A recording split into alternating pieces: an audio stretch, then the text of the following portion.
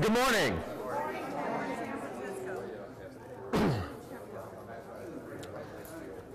Thanks for coming out this morning. I mean, look at this, huh? Oh my gosh. This is when I say to students, you know, that came from a distance, that they didn't grow up in Ohio, and I think, yeah, you came all this way and you came to the Miami in Ohio instead of, you know, maybe like the Miami looking at that all the time. And I'm glad I have you, but I wonder about your judgment. I mean, look at this, to look at this all the time. Wow. So I'm Pat Haney from the Political Science Department. Thanks for coming out this morning. I'm grateful to be here, but my students are even more grateful that I'm here because they don't have to listen to me for a change. So they feel bad for you, though. So, but thanks for coming. I wanted to talk a little bit about the past election cycle and some of the things that we might start to watch for in the new election cycle that's already beginning. Yeah. I mean, we've already, as I'll talk about in a minute, the first polls are out from New Hampshire already. So we're ready to roll. I think they're, no, I'm not kidding. Oh. You watch where these turkeys, huh? I saw, yeah. Yeah, Chris Christie's leading already. He's the early leader in New Hampshire. So, that's nice. Oh yeah. So we're off and running already. I think, you know, these guys are already, men and women, we're already traveling to Iowa to start to try and lock up precinct captains before Obama was even sworn in for a second term. So it's always election seasons somewhere. So we'll talk about the next one some today too.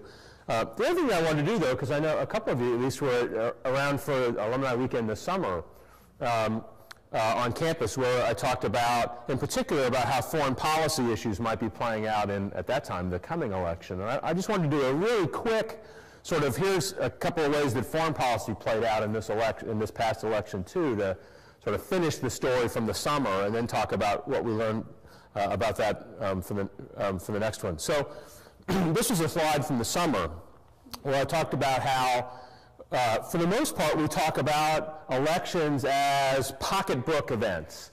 That if the economy's going well, the incumbent will probably get reelected, and if the economy's tanking, then the incumbent probably will lose. And so it's the famous line from when Bill Clinton was running for president that Carville hung up in the war room, that it's the economy, stupid. You know, stay focused on the economy. Don't get drugged into any other issues. Lock on. It's all about the economy. You do that, and we will win. And obviously, they were right. And what I was talking about in the summer was, you know, as much as we think that, there also certainly have been cases where foreign policy loomed very large in an election cycle. And these, many of these are ones that you all will remember and hopefully remember fondly. The classic Johnson-Daisy ad, where Lyndon Johnson wanted to paint Barry Goldwater as simply too extreme to be elected president, across the board on a range of issues. And the way that he did that in foreign policy was to run this ad with the little girl picking the petals off of a flower, off of a daisy, and she was counting 1, 2, 3, and as she got to 10, the big, dangerous voice came in and counted down from 10.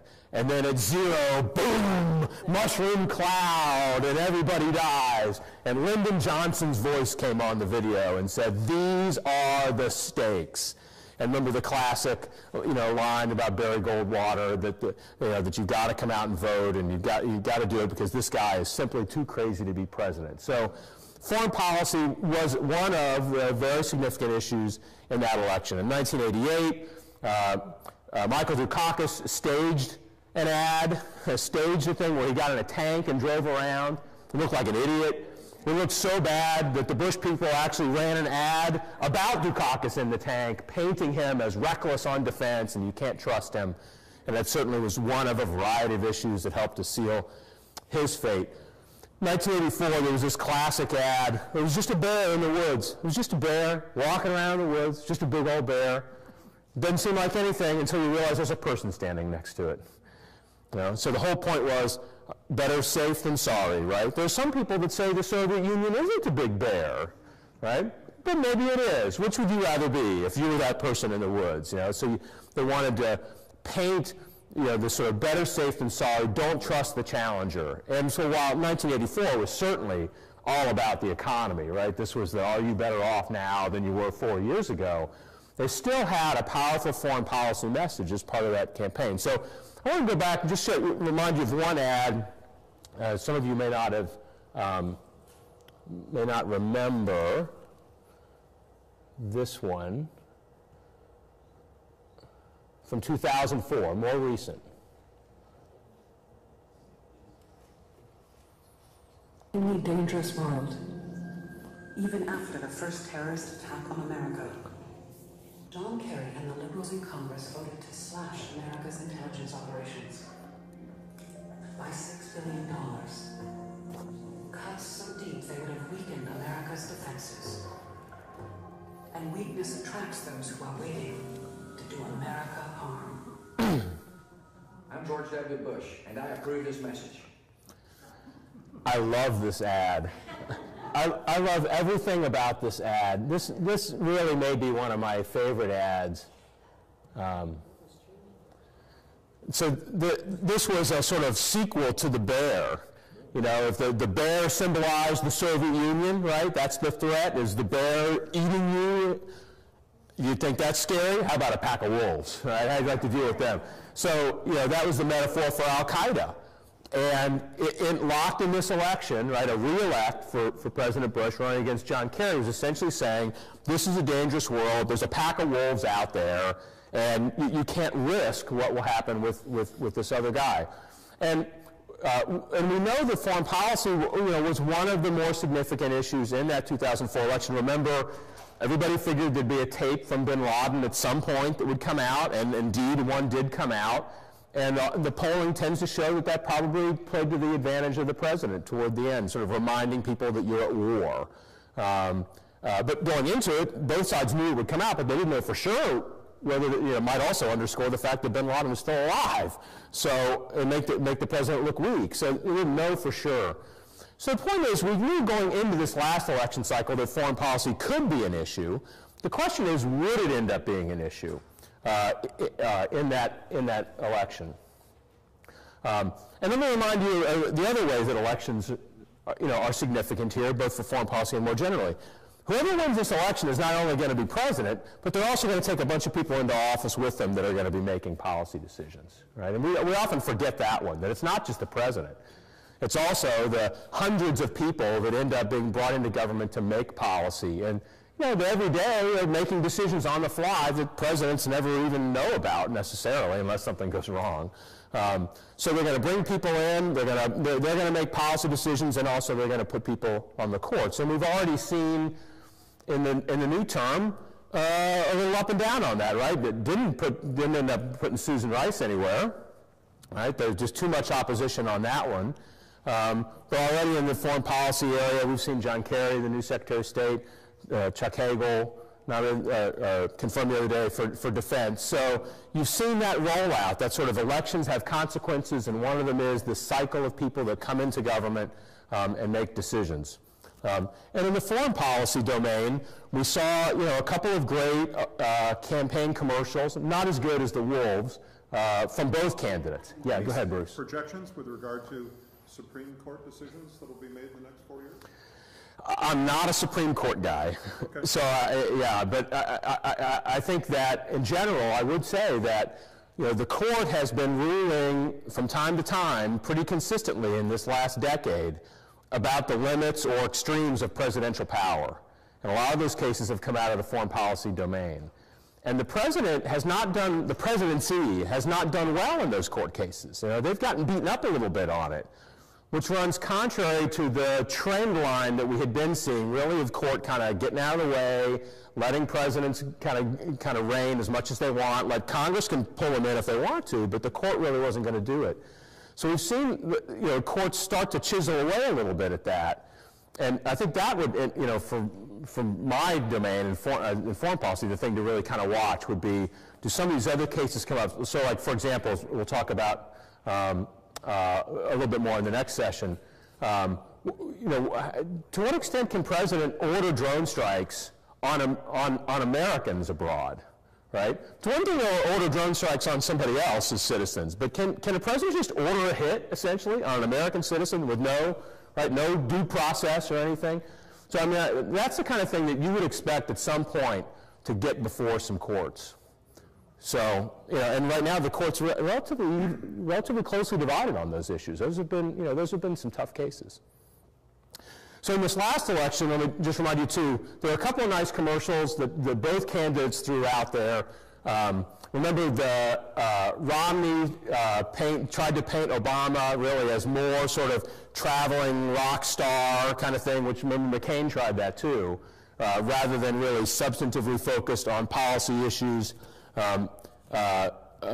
also ran a campaign commercial where he talked about Obama going on an apology tour. He's on an apology tour, always apologizing for America, and I won't apologize for America, the sort of American exceptionalist message, which didn't end up working for Romney.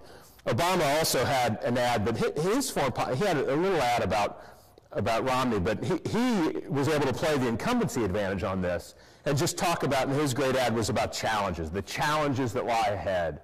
And the first scene in the challenges ad was the red ticker, Bin Laden is dead, right? So, right, they didn't make the banner, right? Not a mission accomplished banner that they made, right? You just show the red ticker. I mean, you're just running with your foreign policy message right there.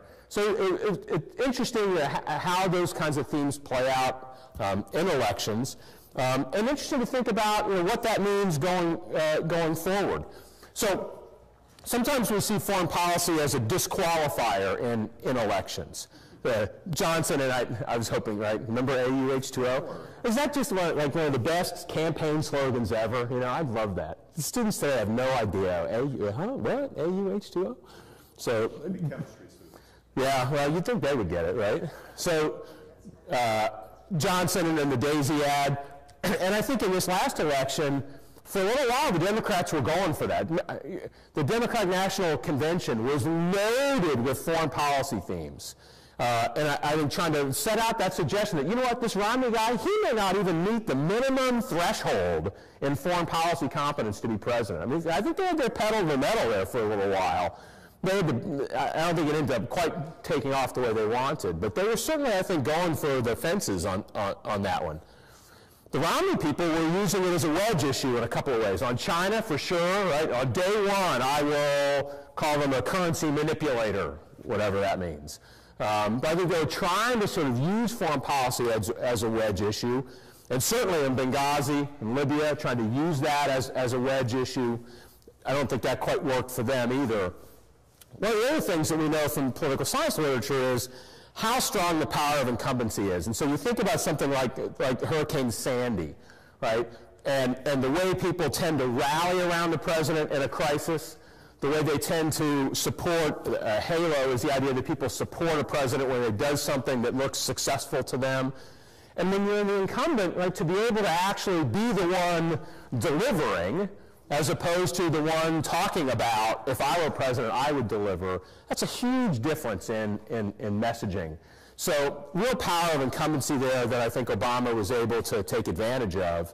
The other thing, this last bullet point is kind of interesting, is there's a school of thought out there, it's not the majority opinion in political science, but it certainly is a significant one, that presidents will on occasion use force, even limited force, in order to divert people's attention away from difficult domestic political circumstances. They sometimes call it the wag the dog phenomenon from that horrible movie, Wag the Dog, that I never quite understood. But there's another school of thought that says, you know what, that is so craven to think that someone would actually put American lives or any lives at risk in the use of force just to try and gain a 1% bump in approval or something like that.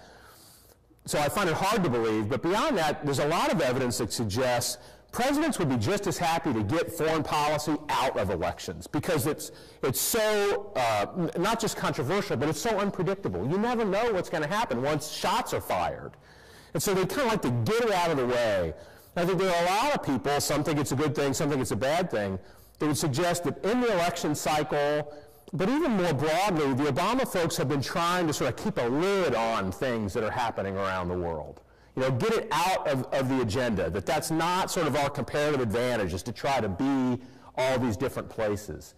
And so I think you saw some of that in the election, just trying to kind of keep a lid on things, not have them blow up. And as you look forward, I think you start to say, well, you know what, that may be one of their foreign policy impulses, is to just kind of try to manage, but not big, bold strokes. And that they've sort of drawn a lesson that the big, bold strokes are the kinds of things that get you in trouble in the long run. So that's kind of interesting to think about as you set up for the next cycle. If that's the sort of the foreign policy instinct of the current White House, what's going to happen as we turn toward the next cycle? Now, beyond just foreign policy stuff, I know this is hard to see, but I want to point out a couple things. So this is the electoral map from 2012. And there's a couple interesting things to note here. This is my Marco Rubio moment here as I grab my bottle of water. No, see, they tell you to never plan a joke, but you have to plan that one and use it. I mean, how do you walk away from the Marco Rubio drinking the water joke, right? So, a couple things to note about this. So blue, obviously, right, that's Obama, and red would be not Obama, obviously. Note, right, as we talked about in the summertime, we all grew up on the idea that every election those things flipped. Because red was bad, right? Red was communist, right? Yeah. Communist sympathizer was pink, right? A pinko. So remember, they used to switch that every election cycle.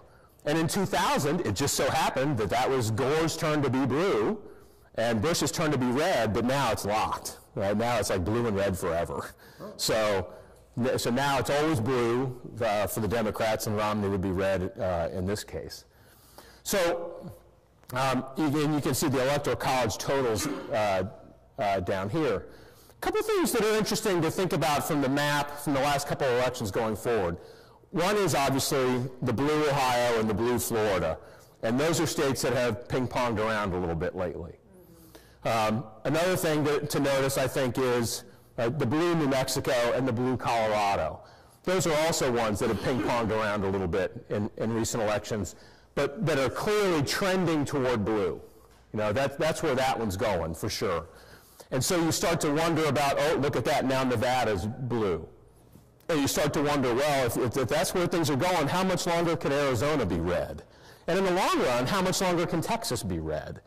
So I think when a lot of folks are looking just at the electoral map, they're starting to say, you know what, there's some underlying dynamics of these elections that may not fully be appreciated in 2016, but a decade from now, this map is going to look very different if the parties stay right where they are.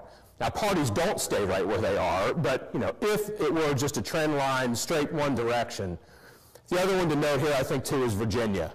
Right? Virginia now going blue. North Carolina did in the previous election, but came back red for this one, just barely. So you've got sort of a transformation, really, of the electorate that's very interesting to note, and that I think all these candidates are starting to kind of try to lock onto and figure out what that means. This one I know is impossible to read from where you are, but let me show you a couple things from it. Top line here, this is men and women voters, right?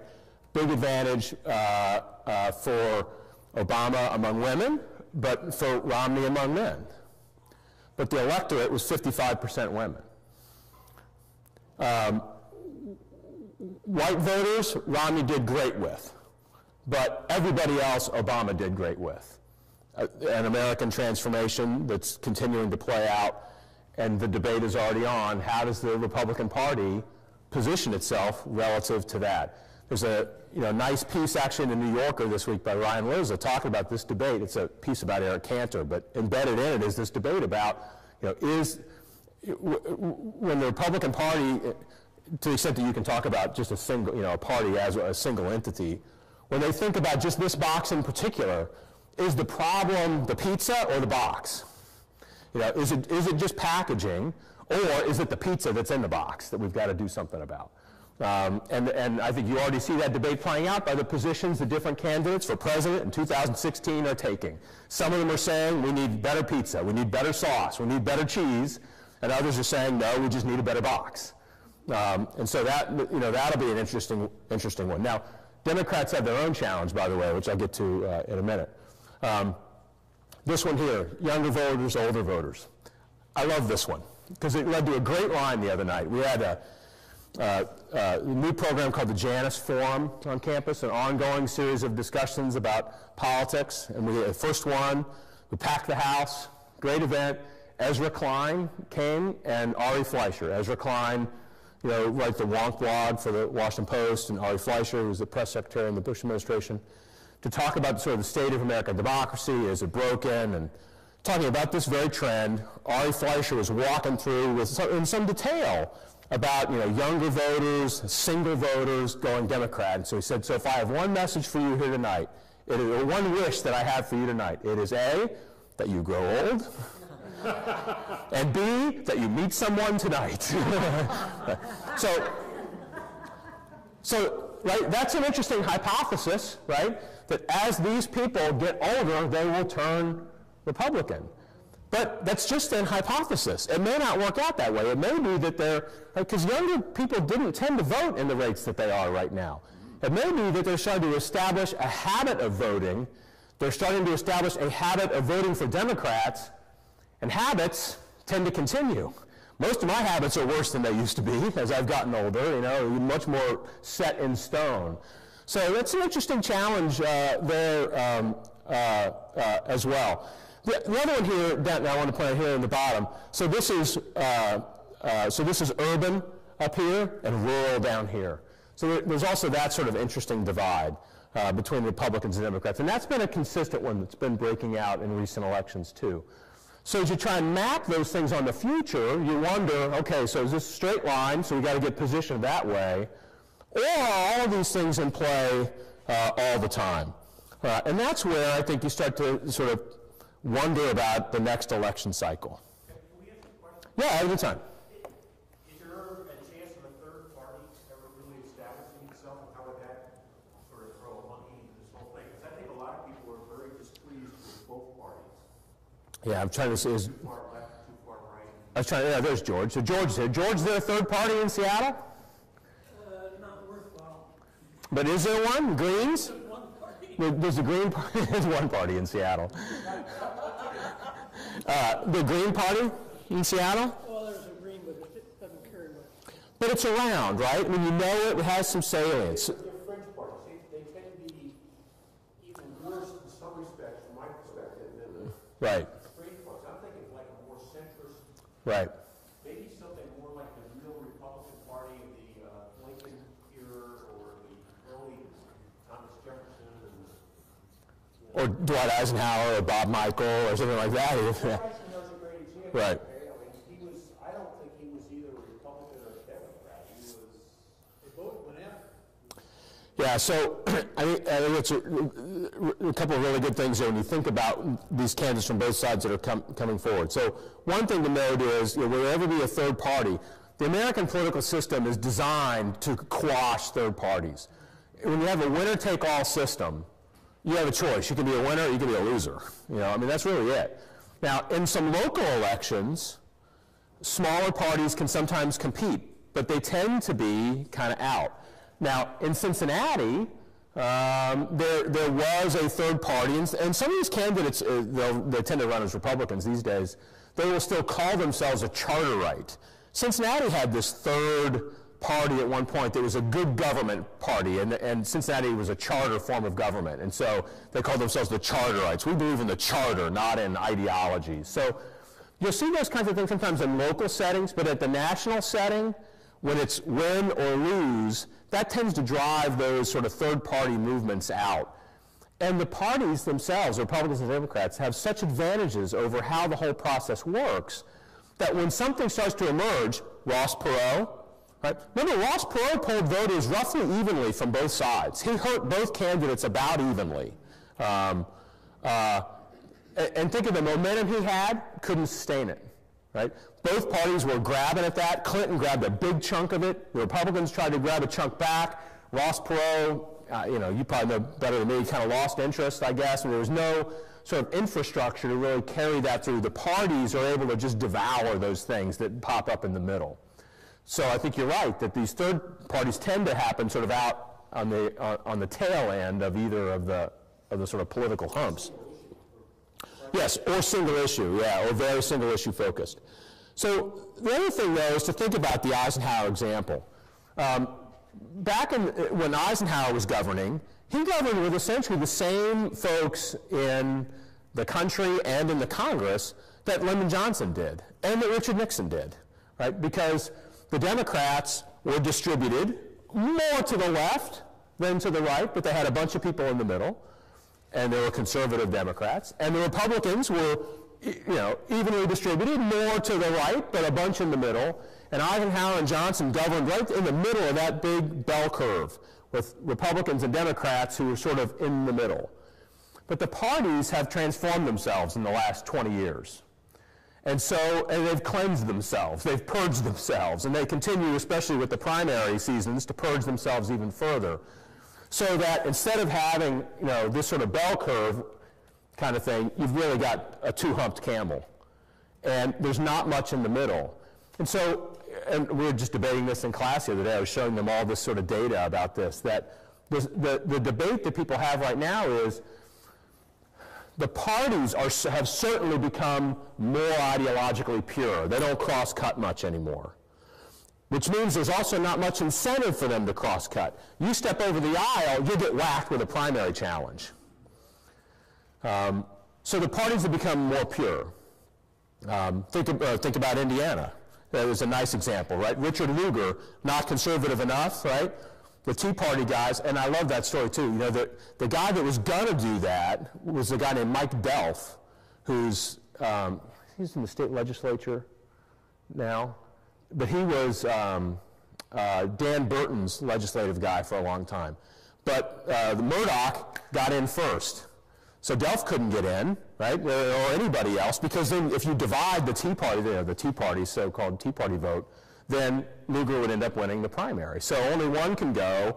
He ends up winning the primary, and Indiana, the people in the middle, and the Democrats on the left, right, at the last minute, got late before that race turned, but ended up going for the Democrat, a seat they may not be able to hold in the long run, but 6 years, it's good. It's a good run, So you have that sort of purging going on to some extent that the parties do, but the question is where is the public? And a lot of political scientists and others who say these things think that the public is also becoming polarized, that we watch the news that we want to watch and not the news that we don't want to watch. My father-in-law is all Fox News all the time. I'm all Golf Channel. They don't yell on there. And it's pretty. It's always pretty wherever they are. It's rainy sometimes, but it's pretty rainy, and there's not yelling. So you pick the news that you want to hear, and you're not confronted with the news that you don't want to hear. But most political scientists still say, the public is in the middle. The problem is, at election time, there's no middle. There's only this one over here and this one over here. And so where is that candidate who will speak to the middle? And I think that's that's the pizza or the box debate. Exactly. If you start saying, hey, look, there's a big middle up here to come and grab, but what happens when you go through, in the Republicans' case, when you go through South Carolina as an early primary, So we had one of our alums, Darrell West, was on campus recently. He graduated in 1970-something. Had a career at Brown University as a political scientist. Now he's at the Brookings Institution now. And Darrell gave a lecture. And his view of all this was however much the Republicans fight over pizza or box, the ones who are running for president are going to go for the middle. They're going to go for where Hispanics and where non-Cuban Hispanics, although increasingly Cuban Hispanics too, where Asian Americans are, where young voters are, they're going to go for the middle, and you'll watch them go as fast as possible on immigration. That's where you'll really see them run for the middle. And Darrell West is a better political scientist than I am.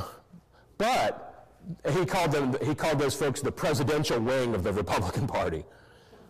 But they've all got to run through New Hampshire and Iowa and South Carolina. And so I don't know, you can't get out there too far on those issues or you'll lose those. So that's why when you think about who's coming up next, I already used the Chris Christie line, right? And Marco Rubio, somebody named Jeb, right, lurks out there too, right? But I also think, in terms of candidates, you got to watch for rules and dates, because the parties redo their rules and dates all the time of when primaries are, and is it going to be proportional, or is it going to be winner take all out of primaries, and how many super delegates are they going to have? And so you wonder, will the party mechanism itself try and create a system coming up for the next one where you don't have primaries that will drive candidates to an extreme that then lose in a general election because they've gone too far? Do we ever have a national primary? Or do you go that way? And they're absolutely... Shorten it to a month or something like that. We have... Well, we've already shortened it a lot, right, with the Super Tuesdays and the Super Duper Tuesdays and the Quadruple Wednesdays, and those kinds of things, Big Monday or whatever, they call these things, right? And a lot of those were these efforts to try and get in some sense, get party control over this more and not have somebody no one's ever heard of win in Iowa or win in New Hampshire, and then the press locks onto them as the leader. And the way that the press tends to focus only on a horse race, tracking a horse race, because that's an easy story to tell, the next thing you know, somebody's off going to be running for president who can't win. So you try and pull these things to force them to essentially compete more nationally. It takes a lot more money to do that. You need a lot more support, infrastructure support for that. That should parlay when you run in the general then. So if you go more in that direction, have these things shorter in time, more spread out, do you end up getting a candidate that's better for the general election than for these primaries? But remember, it can also cut the other way. Somebody can catch fire. I mean, how many times do we see that, right? In sports, for example, somebody catches fire at the right time. They ride it right into the NCAA tournament and just get whacked in the first round, right?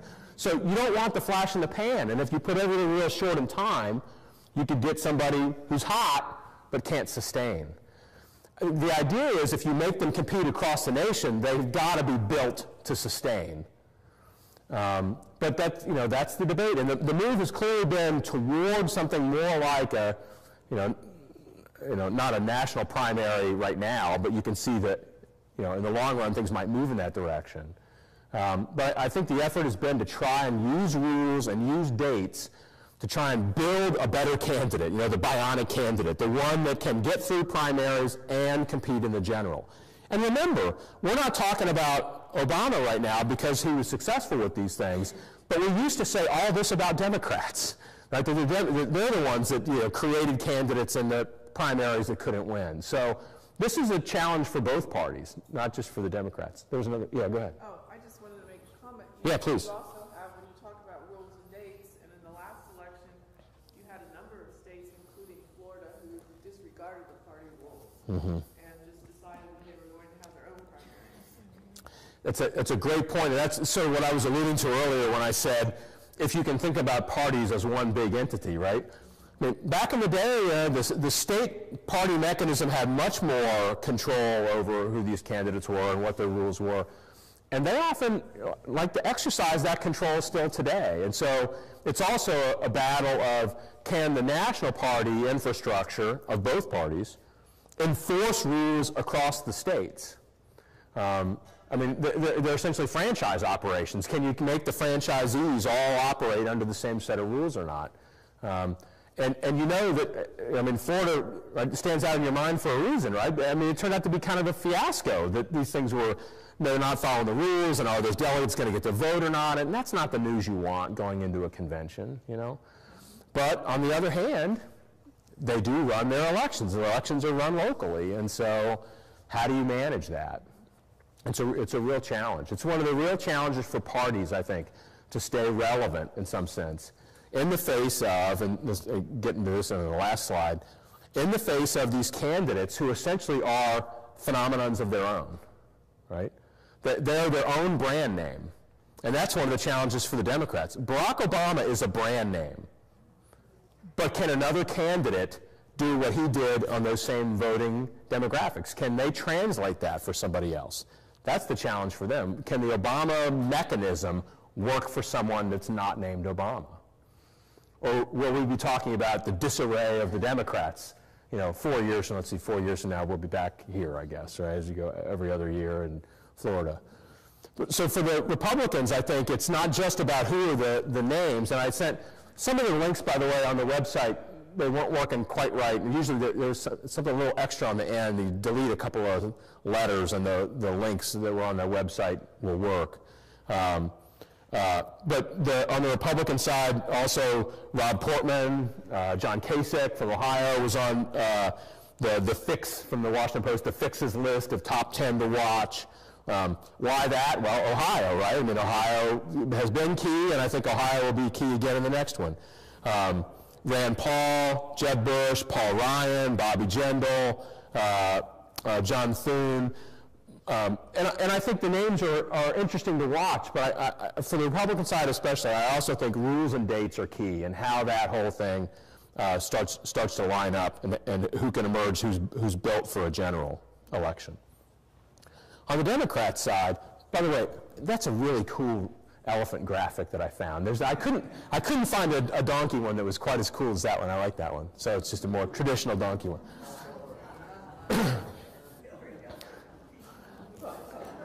So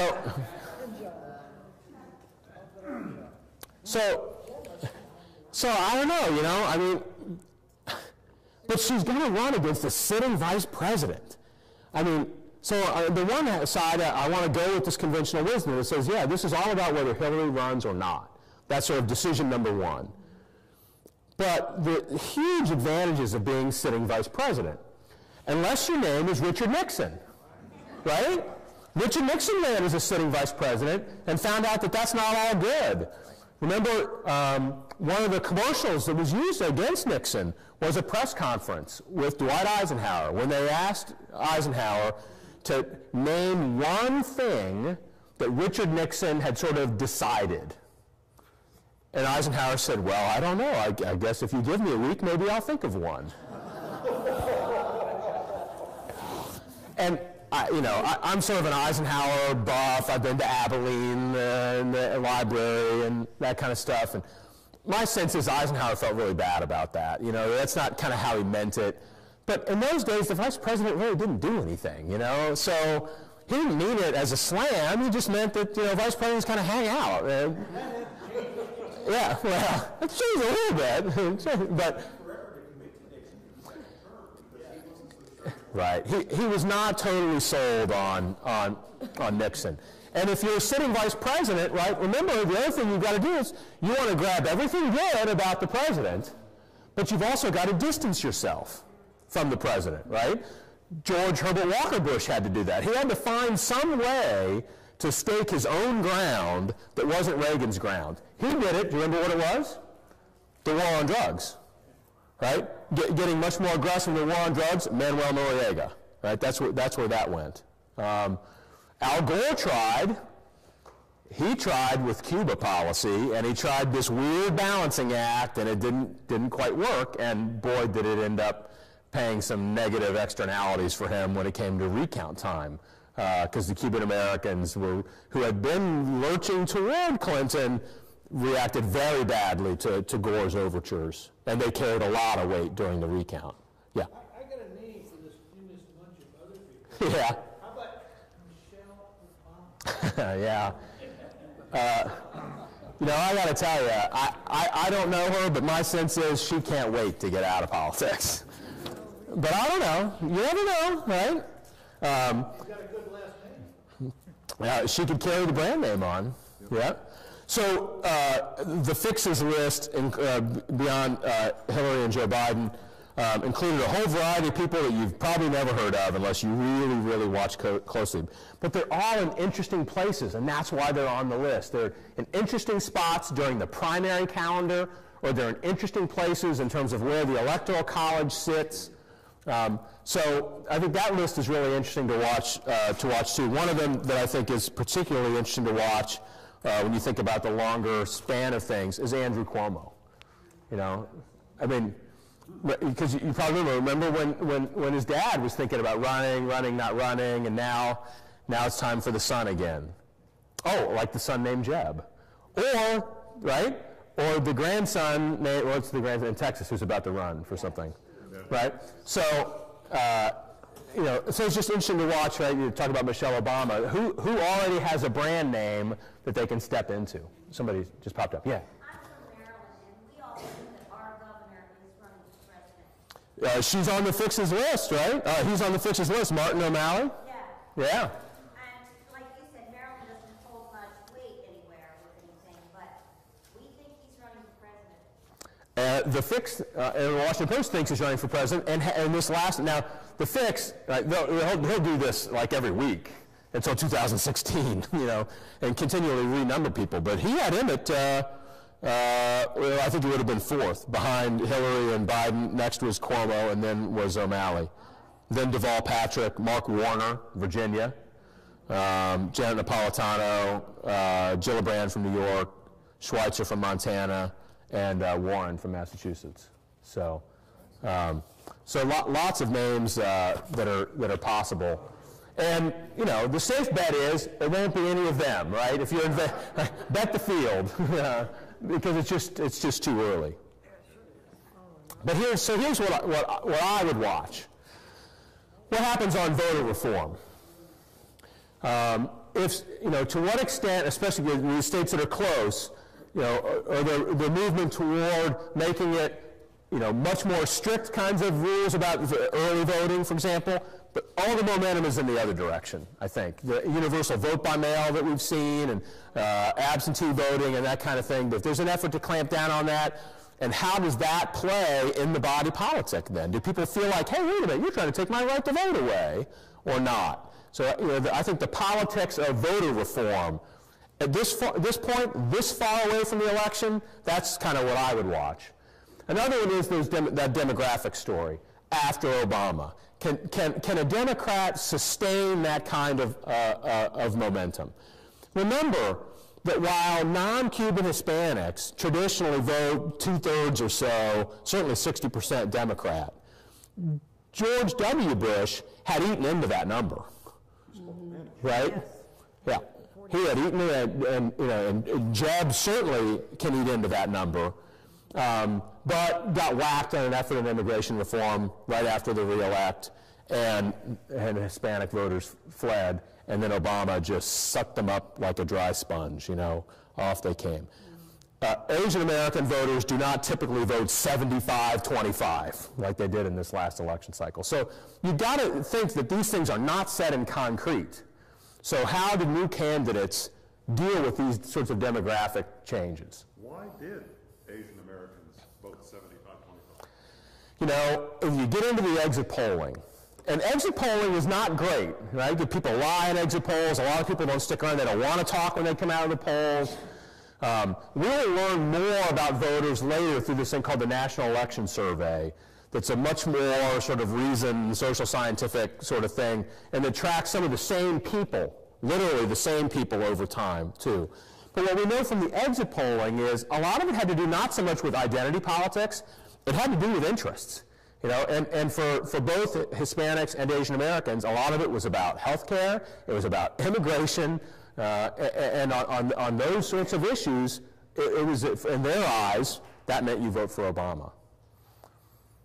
So, you know, I think people can overdo the identity part of things as opposed to the interests part of things. And they're pretty locked on to interests. Health care was a key issue for them, too.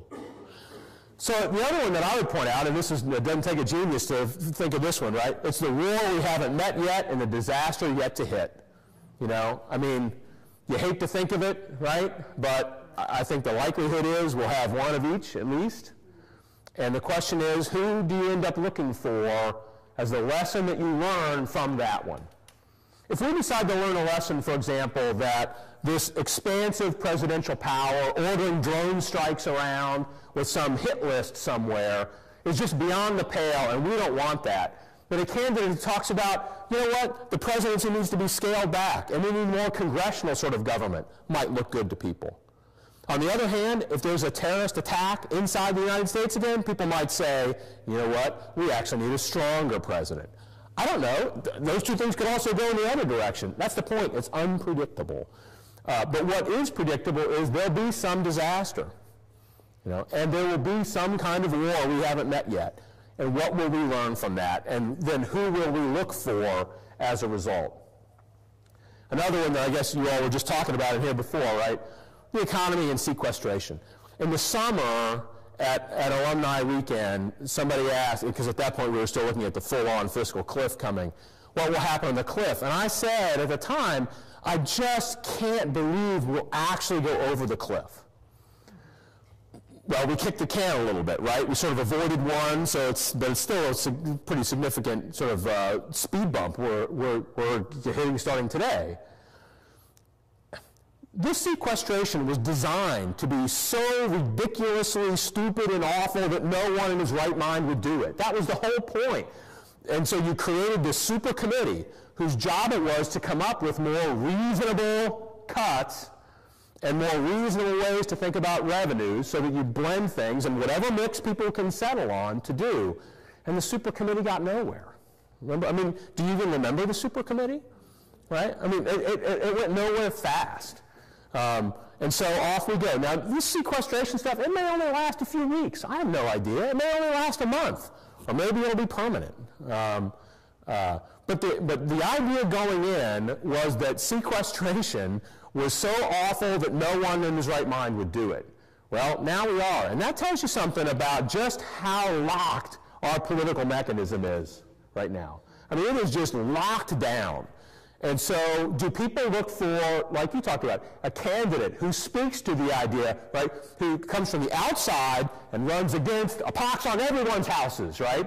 Someone like a governor. Oh, I don't know, like from Maryland, for example, or something like that, right? So that's where I think you also start to look, and that's why the fixes list is heavy on governors. It's, this may be an environment where somebody who's not currently working with a Washington, D.C. address is the one who's going to look good. Not a senator, not somebody from the House, maybe somebody who was a governor in a southern state, So, so you wonder about that kind of dynamic. The other thing that I just think is fun to think about is we know now that the 2012 election was really a repeat of 2008. Just a little bit less in some spots for Obama, but it was pretty much a repeat of 2008. Going into it, we thought it was going to be a repeat of 2004. Squeaker, very close, super tight, come down to one state. Well, it turns out it didn't. It turned out it was kind of a blowout.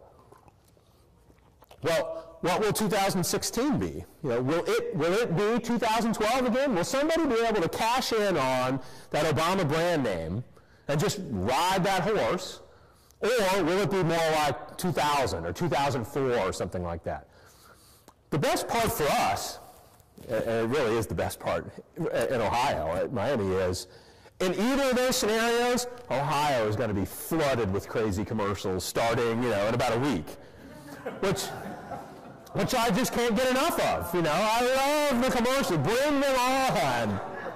I had one thing. I had a friend of mine that used to teach in Miami. He teaches in Massachusetts right now. And he'll call and say, have you seen any presidential commercials? And I say, yeah, I haven't seen any since the New Hampshire primary ended. What are they like? What are they doing? No commercials in Massachusetts, right? Don't need to. It's good. I think either way it cuts, it's going to be great for Ohio. Those of you who are from down here, I think it's going to be great for Florida. Colorado is still even enough that it's going to be great for Colorado. If you like political ads, and if you don't, it's going to be Armageddon. Yeah, go ahead, Bruce. Did Obama carry Ohio because of the saving of the automobile industry? Has that research been done? Yeah, certainly the journalists really locked onto that story. And I joked with the folks in media relations that, look, I know it's like I'm having my 5 minutes right now, and I know my 5 minutes are going to be up. Actually, no one called for an interview. I got a message from Dee Dee Dowdle the other day, could you please, or from Claire Wagner, could you please respond to this phone call, but I was traveling down here, it hasn't happened since the election. But a lot of folks in the department were in the press a lot, and they were locked onto that auto story. That's what got me in the Washington Post. I had a bunch of Miami grads email and call, they woke up that morning and saw me quoted in the Washington Post. Which was like the one thing I wanted out of the elections. I remember I told one of the folks, I don't care where you get me in the Washington Post. That's what I want to do.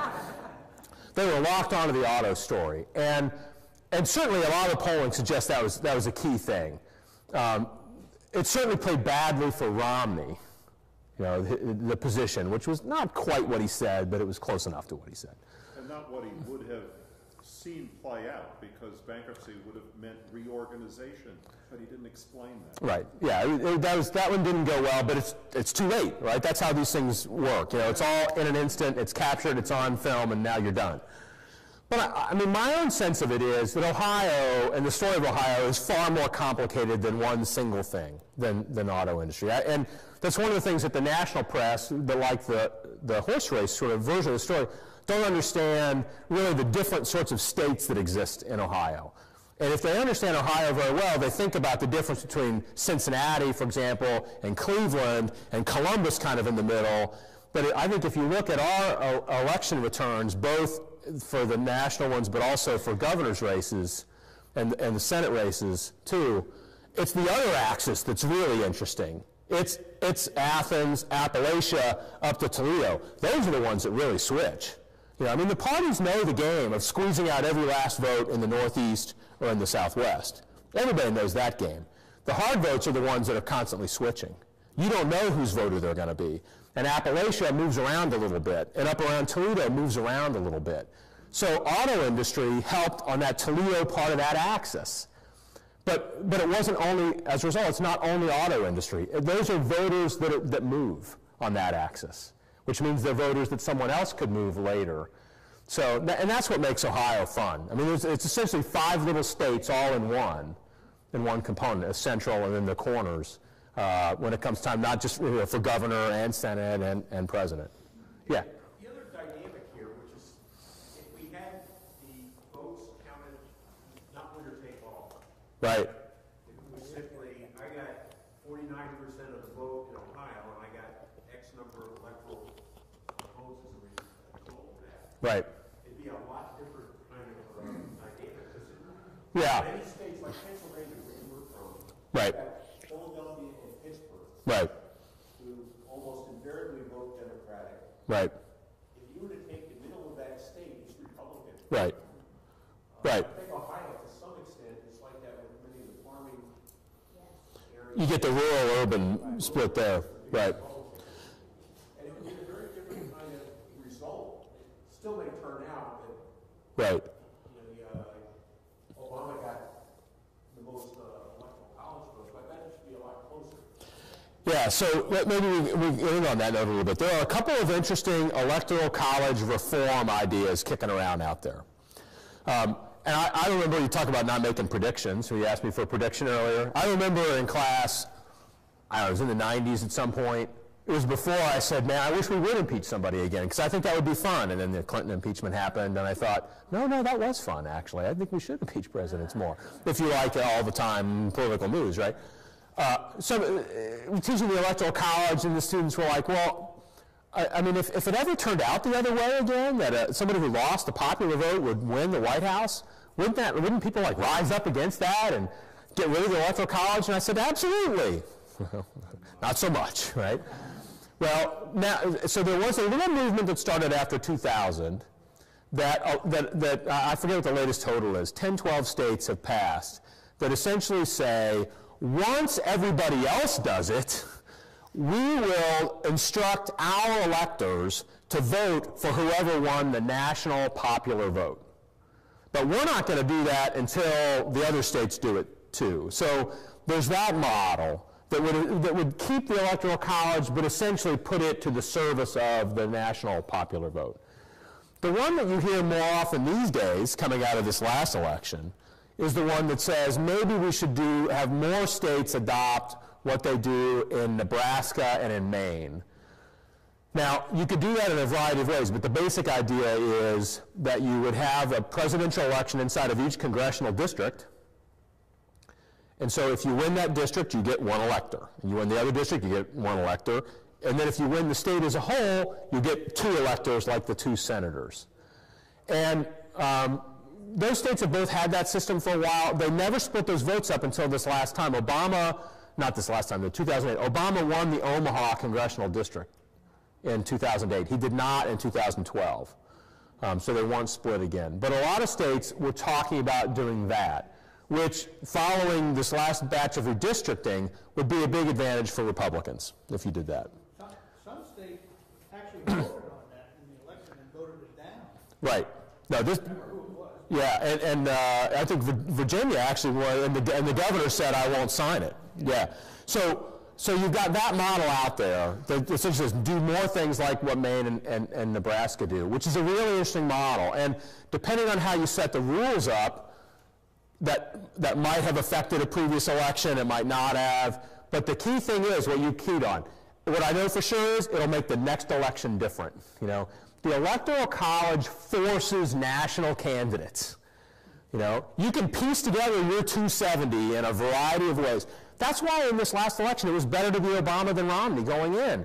He had more pathways. If I'm looking at it, I've got more ways to get to 270 than Romney did. Romney had one pathway to 270, and he had to run the table on them, right? So you'd rather have the more. The Electoral College gives options on how to add up to 270. You get rid of it altogether, now you just start running where the voters are, big cities or something like that. Right? That's what small states didn't want to have happen, thus the Electoral College. But now you're talking about things that are more in the middle of either have it or don't have it. And so what would be the impact, and I mean it's hard to even think about, what would be the impact on how you run campaigns if you start breaking up Nebraska's votes? You know, how do you use the candidate's time in something that's not a winner-take-all system? I guarantee there are people trying to figure that out right now. I don't think that's going to be much different for the next presidential cycle, but it's certainly out there, ways to sort of to alter that system but keep the Electoral College. And the one thing you know for sure is that it will alter how candidates position themselves, how they spend their time, how they spend their money and their resources. And a move like that is likely to make elections even more expensive. Is that what you wanted? Yeah, go ahead, Mike. I just wonder what you add to your list, what I'll watch, the full implementation of Obamacare. Yeah. And how that ultimately comes out with the electorate, not only 16, but even in 14. Right. Yeah, I think you're right. You'll start to get your first real sense of what 16 will be like in 14. That'll be your first sort of indicator of where things might be going. But I think, and in my head, I was kind of embedding that inside of, you know, the economy. If people start to get a sense that that this may actually be a way, first of all, if it's a benefit that I like, and I actually am starting to control costs, that could be a huge win. But if people start to get a sense of, yeah, it's a benefit I like, but costs are not being contained, this whole thing may need to be revisited, that changes the whole body politic yet again. So I think you're right. That's a key one to watch, too, Mike. Yeah, Tom? So right now, the Voting Rights Act is being debated in front of the Supreme Court. Right. What sort of effects would you foresee if it was decided by the Supreme Court that law is no longer applicable? Well, I think, and not to be glib about it, I think